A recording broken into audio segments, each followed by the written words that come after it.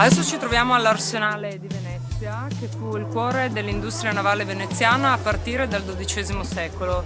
Qui vennero costruite le navi che permisero a Venezia di contrastare i turchi nel Mar Egeo e di conquistare le rotte del Nord Europa.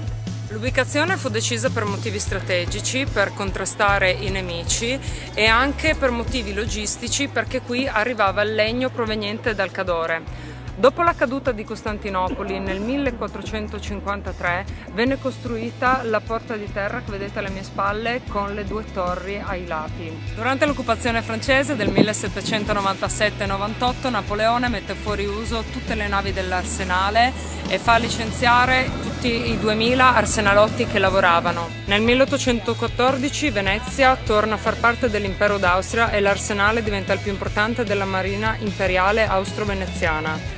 Nel 1866 torna a far parte del Regno d'Italia e l'arsenale viene scelto dal governo come base principale della flotta adriatica. Oggi gli ampi spazi delle corderie dell'arsenale vengono utilizzati come sale espositive per la Biennale di Venezia e piccoli lavori di cantieristica.